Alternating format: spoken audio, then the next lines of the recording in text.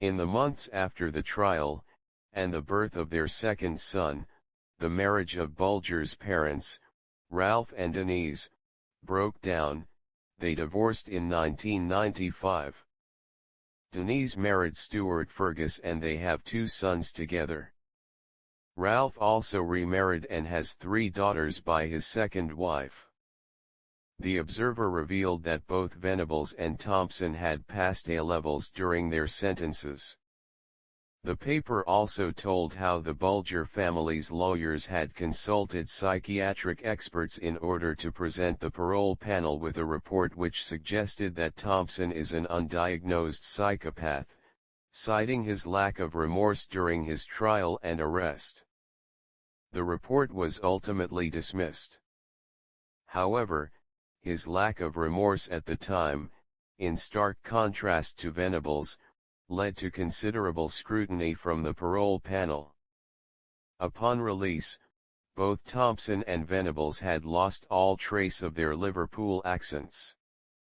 In a psychiatric report prepared in 2000 before Venables' release, he was described as posing a trivial risk to the public and unlikely to reoffend. The chances of his successful rehabilitation were described as very high. The Manchester Evening News published details that suggested the names of the secure institutions in which the pair were housed, in possible breach of the injunction against publicity which had been renewed early in 2001. In December that year, the paper was fined £30,000 for contempt of court and ordered to pay costs of £120,000. No significant publication or vigilante action against Thompson or Venables has occurred. Despite this, Bulger's mother, Denise, told how in 2004 she received a tip-off from an anonymous source that helped her locate Thompson. Upon seeing him, she was paralyzed with hatred and was unable to confront him. In April 2007, documents released under the Freedom of Information Act confirmed that the Home Office had spent £13,000 on an injunction to prevent a foreign magazine from revealing the new identities of Thompson and Venables. On March 14, 2008, an appeal to set up a Red Balloon Learner Centre in Merseyside in memory of James Bulger was launched by Denise Fergus, his mother, and Esther Ranson. A memorial garden in Bulger's memory was created in Sacred Heart Primary School in his hometown of Kirkby, the school he would have been expected to attend had he not been murdered. In March 2010, a call was made to raise the age of criminal responsibility in England from 10 to 12. Children's Commissioner Maggie Atkinson said that the killers of James Bulger should have undergone programs to help turn their lives around, rather than being prosecuted. The Ministry of Justice rejected the call, saying that children over the age of 10 knew the difference between bad behavior and serious wrongdoing. In April 2010, a 19-year-old man from the Isle of Man was given a 3-month suspended prison sentence for falsely claiming in a Facebook message that one of his former work colleagues was Robert Thompson. In passing sentence, Deputy High Bailiff Alastair Montgomery said that the teenager had put that person at significant risk of serious harm and in a perilous position by making the allegation. In March 2012, a 26-year-old man from Chorley, Lancashire, was arrested after allegedly setting up a Facebook group with the title "What Happened to Jamie Bulger Was F***ing Hilarious." The man's computer was seized for further investigations. On February 25, 2013, the Attorney General's office announced that it was instituting contempt of court proceedings against several people who had allegedly published photographs online showing Thompson or Venables as adults. A spokesman commented, "There are many different images circulating online claiming to be of Venables or Thompson, potentially innocent individuals may be wrongly identified as being one of the two men and placed in danger. The order, and its enforcement, is therefore intended to protect not only Venables and Thompson but also those members of the public who have been incorrectly identified as being one of the two men.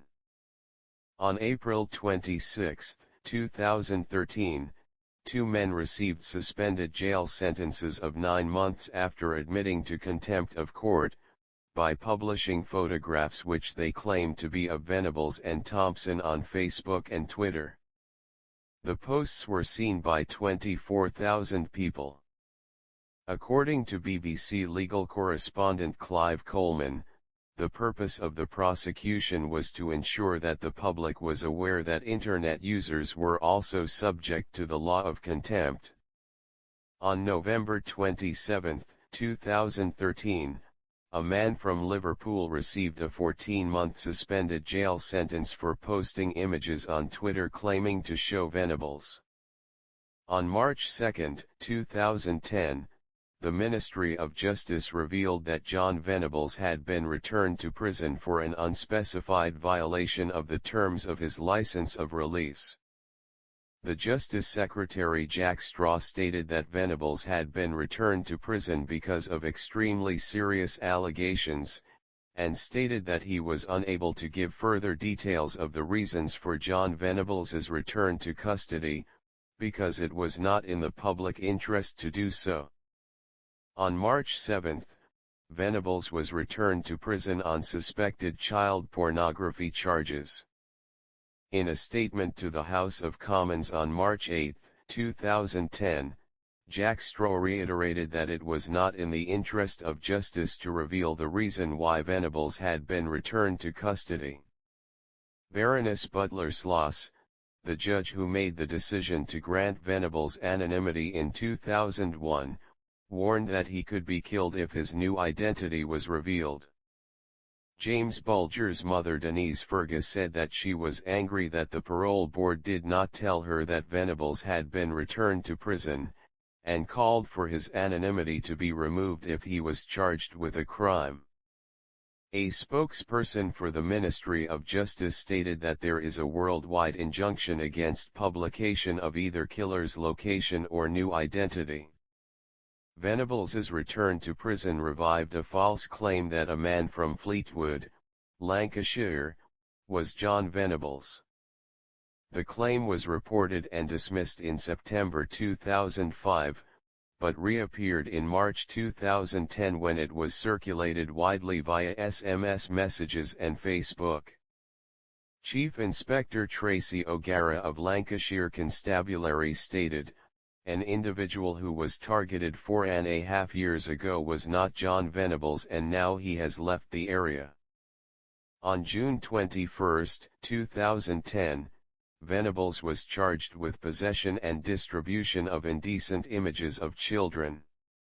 It was alleged that he had downloaded 57 indecent images of children over a 12-month period to February 2010, and allowed other people to access the files through a peer-to-peer network.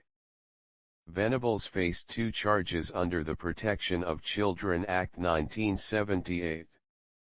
On July 23, 2010, Venables appeared at a court hearing at the Old Bailey via a video link, visible only to the judge hearing the case. He pleaded guilty to charges of downloading and distributing child pornography, and was given a sentence of 2 years imprisonment. At the court hearing, it emerged that Venables had posed in online chat rooms as 35-year-old Donnie Smith, a married woman from Liverpool who boasted about abusing her 8-year-old daughter, in the hope of obtaining further child pornography. Venables had contacted his probation officer in February 2010, fearing that his new identity had been compromised at his place of work. When the officer arrived at his flat, Venables was attempting to remove or destroy the hard drive of his computer with a knife and a tin opener. The officer's suspicions were aroused, and the computer was taken away for examination, leading to the discovery of the child pornography, which included children as young as 2 being raped by adults and penetrative sex with 7 or 8-year-olds.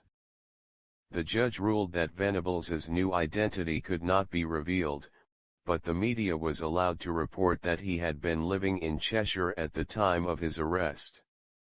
The High Court also heard that Venables had been arrested on suspicion of a fray in September 2008, following a drunken street fight with another man.